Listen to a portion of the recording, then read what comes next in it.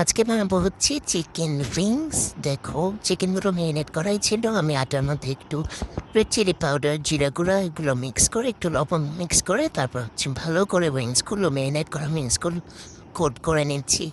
সুন্দর করে কোটিং করে, এই যে কোটিংগুলো হয় গেলে ঘন সুন্দর করে ফ্রাই করব। একদম সবগুলো উইংস দিয়ে দিলাম, ব্রাউন ব্রাউন করে ভেজে নেব। এভাবে অনেক সুন্দর করে ব্রাউন করে ভেজে নেব।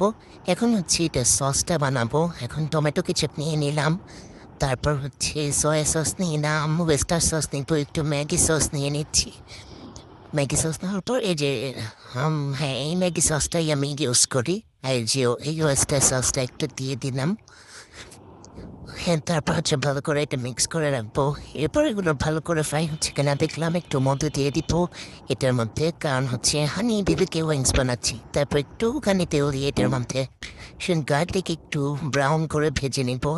সুন্দর স্মেল আসতেছিল এটার, খুবই জুস। তারপর হচ্ছে সসের যে মিক্সচারটা, ওইটার মধ্যে সামান্য 1 চা চামচের মতো পানি দিয়ে এটার মধ্যে ঢেলে দিলাম। এখন হচ্ছে অনেক সুন্দর করে একটু স্টার করবো।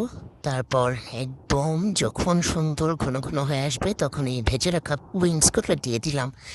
দেখো, তারপর সুন্দর করে এটা মাখো মাখো হয়ে গেলে, একদম সুন্দর করে মাখো মাখো হয়ে গেলে তারপর অফ করে দিব। প্লেটে হচ্ছে একটু সার্ভ করলাম সুন্দর করে, উপরে হোয়াইট সস মেসেজ দিয়ে দিলাম। অনেক মজা ভাই।